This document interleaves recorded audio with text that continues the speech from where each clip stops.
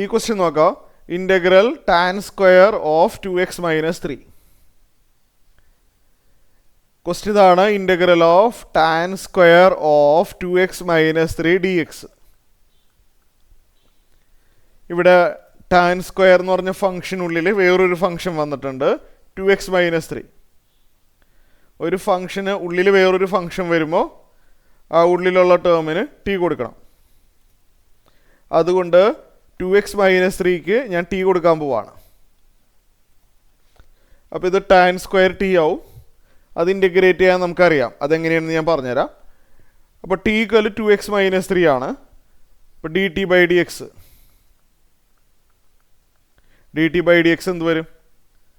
2xൻ്റെ derivative 2 into 1, 2xൻ്റെ 2 into 1 വന്നു, minus 3യുടെ 0. ക്രോസ് മൾട്ടിപ്ലൈ ചെയ്താൽ 2 D X equal D T എന്ന് വരും. ശരിയാണോ? 2 ഡി എക്സ് ഡി ടി. ഈ 2നെ നമുക്ക് റൈറ്റ് സൈഡിലോട്ട് കൊണ്ടുപോയാലോ? 2 റൈറ്റ് സൈഡിലോട്ട് പോയി കഴിഞ്ഞാൽ D X is equal to 1/2 D T എന്ന് കിട്ടും. ഇത്രയും ക്ലിയർ ആയല്ലോ? D X equal to 1/2 D T. അപ്പോൾ നമ്മൾ ഇൻ്റഗ്രേഷൻ എങ്ങനെ വരും? ടാൻ സ്ക്വയർ ടി എന്നാവും അല്ലേ? 2x മൈനസ് 3ക്ക് ടി കൊടുത്താൽ tan square T, tan square T. ഇനിയോ? ഇനി ഡി എക്സും കൂടി ഇല്ല എഴുതാൻ ബാക്കി. ഡി എക്സ് എന്ന് പറഞ്ഞാൽ 1/2 ഡി ടി ആണ്. അപ്പോൾ ഡി എക്സ് എന്ന് പറഞ്ഞു കഴിഞ്ഞാൽ 1/2 D T, 1/2 into integral tan square T. അങ്ങനെ ഒരു സ്റ്റാൻഡേർഡ് റിസൾട്ട് നമ്മൾ പഠിച്ചിട്ടില്ല അല്ലേ? ടാൻ സ്ക്വയറിന് ഇൻ്റഗ്രൽ നമ്മൾ പഠിച്ചിട്ടില്ല, സീക്ക് സ്ക്വയറിന് ഇൻ്റഗ്രൽ പഠിച്ചിട്ടുണ്ട് അല്ലേ? അപ്പോൾ ടാൻ സ്ക്വയർ ട്രിഗണോമെട്രിയിൽ ഒരു ഐഡൻറ്റിറ്റി ഉണ്ട്, പഠിച്ചിട്ടുണ്ടോ?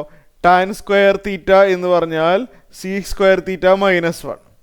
അങ്ങനെ ഒരു ട്രിഗണോമെട്രിക് ഐഡൻറ്റിറ്റി ഉണ്ട്, പഠിച്ചിട്ടുള്ളതാണ്. സോ ടാൻ സ്ക്വയർ ടീനെ എങ്ങനെ എഴുതി? സീക്ക് സ്ക്വയർ ടി മൈനസ് 1 എന്ന് എഴുതി. 1/2 ഇൻറ്റു സീക്ക് സ്ക്വയർ ടിയുടെ ഇൻ്റഗ്രൽ ടാൻ ടി ആണ്, മൈനസ് 1 ഡി ടി, 1ൻ്റെ ഇൻ്റഗ്രൽ ടി ആണ്,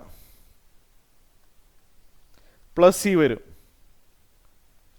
ഇത് 1/2 ഇൻറ്റു ടാൻ ടി. ടി എന്ന് പറഞ്ഞാൽ 2x മൈനസ് 3 ആണ്, മൈനസ് വീണ്ടും ടി വന്നു 2x മൈനസ് 3 പ്ലസ് സി. കാര്യമായിട്ട് സിംപ്ലിഫൈ ആവില്ല. ഇതാണ് ആൻസർ.